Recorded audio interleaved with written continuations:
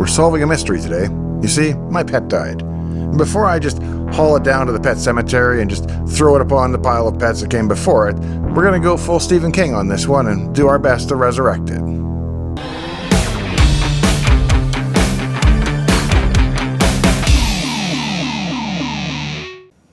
Hey, I'm Dave. Welcome to my shop. This is my pet 2001. A white phosphor chiclet keyboard model, the oldest in my collection, and I've had a couple of days of adventure with this old machine, trying valiantly to bring it back to life. Along with the white phosphor screen and blue bezel and blue label, it has the very first rev of the motherboard. When I bought it, I knew it had RAM issues, though the seller said it was most likely a simple power problem. Of course, it wasn't that simple at all. The machine worked well enough when it was cold, but as it warmed up to the point of getting hot, it would boot up with an apparently random amount of memory. And the hotter it got, it seemed, the less memory would be free. Sometimes it would be 8K, some days 2K. I used my FLIR camera to take a thermal image of the main board, but everything seemed to be about the same temperature, hot. Now, what would cause the machine to report a variable amount of RAM depending on its temperature? It sure sounded like a RAM issue, and this machine takes 6550 MOS RAM chips, which are pretty rare and pricey if and when you do manage to find them. They're also considered to be quite unreliable over the long haul. And so I got on eBay and I ordered 8 chips instead of the full 16 that the machine really takes, figuring I only had a few offenders. I mean, they couldn't all be bad, could they? But the big reason that I only ordered 8 was the price. I was doing it half-assed because I was being cheap, which genuinely isn't like me. Never half-ass two things. Whole-ass one thing. Now, the other reason I confess is that I wanted to keep as many of the original 1978 chips as possible. My replacement RAM was still pretty vintage 1981 to be exact, but that's still a couple of years after the machine was actually produced, making them obvious service replacements non-original to the machine. It might not matter today, but ask a Corvette NCRS guy about minor date details like that, and they care a lot, so I imagine computer people will one day too. On the mechanical side of things, for example, I'm midway through the frame-off restoration of the one and only 4-speed convertible 427 Pontiac 2+2 that they made in 1969, and I spent a year or two tracking down things like carburetors and water pumps with correct casting dates, so trust me, if they don't already obsess over such details, they will eventually. In fact, I know one pet collector over in Europe named David, and it's the first thing he checks. What are the dates on the CPU, the ROM, and the RAMs? Now, the most obvious problem with the machine was that it would come up with, as I said, sort of a random amount of memory each time, but generally far too little RAM to do any good. And if you did try to load a program from disk, it would inevitably just hang during the load. If you've seen very early Microsoft Basics like the one for the Altair or even the TRS-80 Model 1 Level 1, you might have seen a memory size question mark prompt when BASIC first starts. That's where you inform the machine where the top of memory occurs. But with the Commodore Basics, it does sort of a memory scan where it walks upwards, trying to store values in RAM as high as it can. And when it finally hits an address that it can't write to, presumably because it's the address of a ROM or of an I/O chip of some kind perhaps, it knows that RAM has ended and it sizes itself accordingly. This automatic RAM sizing can be quite handy. If you know the number of bytes being reported free, you can often deduce which RAM chip is bad simply from that number alone.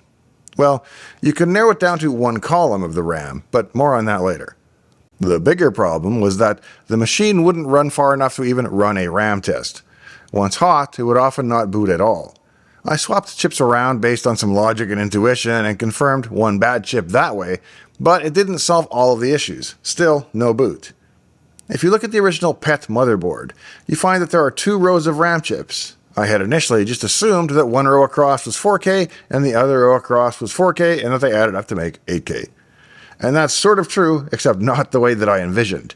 If you look more closely at the schematics for this board, we soon discover that a single byte of memory is divided into an upper nibble of 4 bits for one row and a lower nibble of 4 bits for the other row, and that they're all combined to make a byte.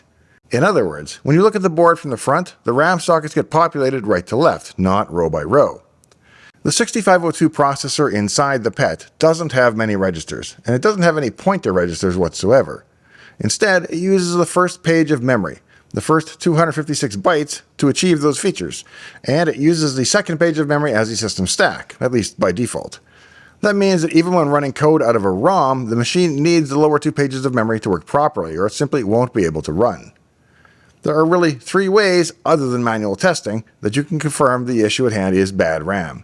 The first is to replace all the RAM with no and good RAM, but as noted, I only had 4K on hand, not the full 8K you would need. The next option is to use a small daughter board that intercepts the RAM address, data, and chip select lines, and then uses modern RAM to replace some of the old 6550 chips. Well, all of them, actually.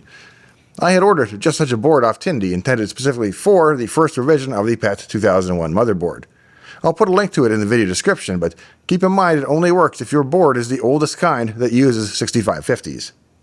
I removed all of the RAM and installed the RAM replacement board. Sure enough, the machine started to work flawlessly.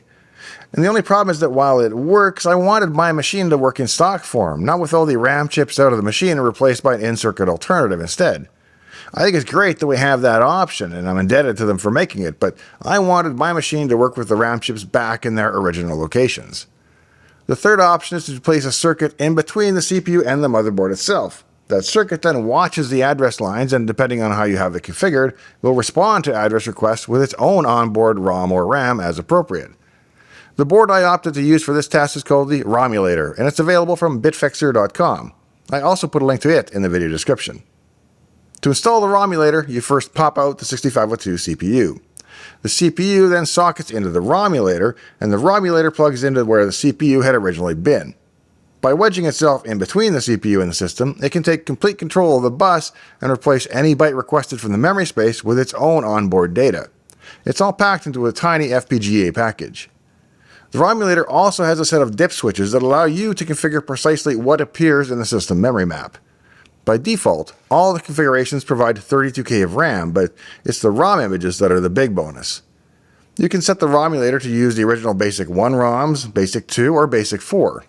And you can also set it by the various keyboards and 8040 column and so on. You can also replace BASIC entirely with a boot ROM like RAM Test or PET Tester. The PET needs at least 2K of RAM to even boot up to BASIC, and so with the BASIC 2 ROMs configured in the Romulator, I installed 4 of the new 6550 chips. The machine booted up with like 1K free or something like that. The only catch with my version of the Romulator, and this limitation has been fixed and the limitation removed in the current version of the firmware apparently, is that with mine, you can only use the factory RAM when using the 2 ROM test images. If you want to actually boot to BASIC, the Romulator would always supply its own onboard RAM. And so if you want to test the system running BASIC with the factory RAM chips, you have to remove the Romulator entirely and put the CPU back in its socket. I was doing that a lot, but it was putting a lot of wear and tear on the legs of my vintage 1978 6502. So if you get a Romulator today, though, this is no longer an issue, and now there's a dip switch setting to bypass the replacement RAM and to run with the mainboard chips. With the lower 8 RAM chips running new 6550s, I installed old chips in the remaining 8 sockets and confirmed that I was still able to boot. Now to find out which chips were actually bad. My plan was to install and test each of the questionable chips up high in the address space where they wouldn't interfere with the actual operation of the RAM test. And I'd have good RAM in the very lower address space where the stack and 0 page were, and that way the machine would run reliably and be able to test the upper memory. Now, there are other ways to test RAM chips, of course.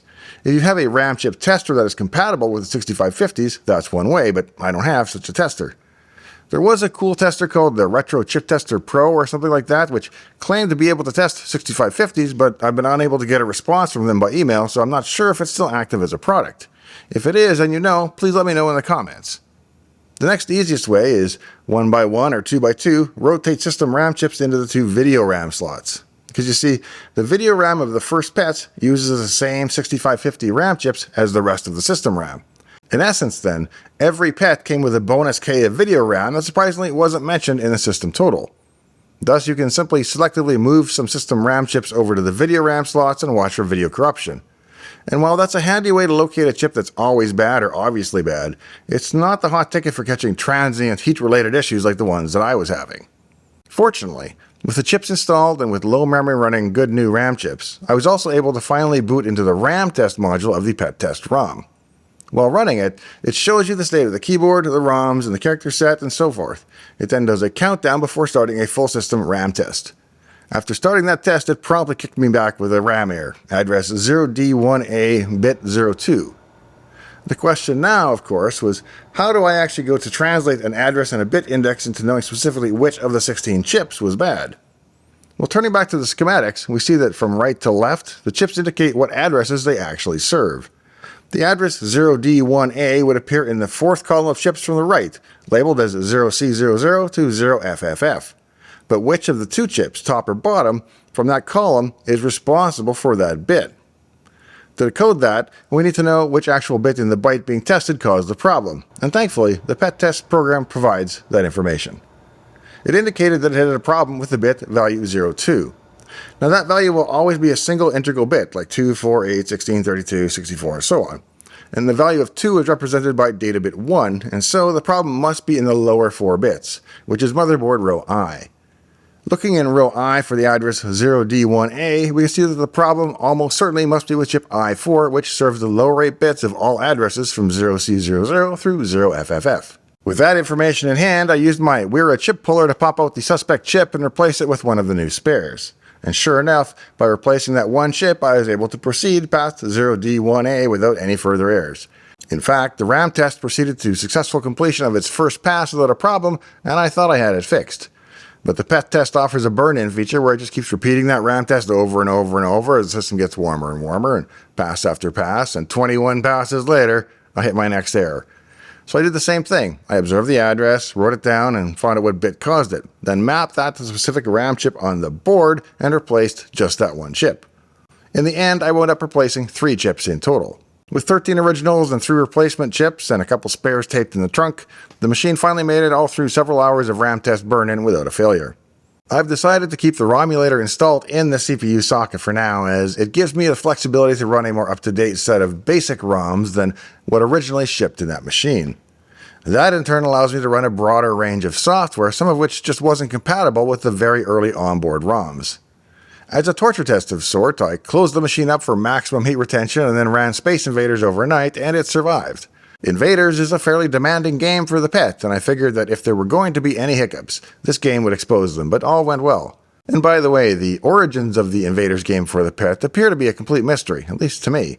If anyone has information on who wrote it, I'd love to find out.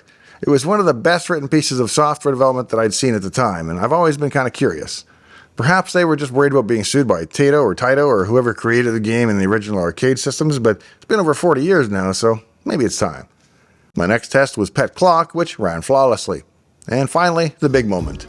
A Blue Bezel original PET running an ESP32 powered spectrum analyzer, complete with a microphone and serial bus for reporting the music data to the PET, which takes care of the visuals. It's also quite demanding of the hardware and exercises a number of important paths. With all those software packages working and the burn-in running overnight, I'm content to call this one fixed. Thanks for joining me out here in the shop today. I really enjoy making these more narrowly focused videos on older tech, so if you enjoyed it, please let me know by leaving a like and consider subscribing to the channel. Both help a great deal with the old algorithm. If you have any interest in matters related to autism, Asperger's, or ASD, please check out my book on Amazon, Secrets of the Autistic Millionaire. It's got nothing to do with money and everything to do with living a successful life on the spectrum. It's everything I know now that I wish I'd known back then.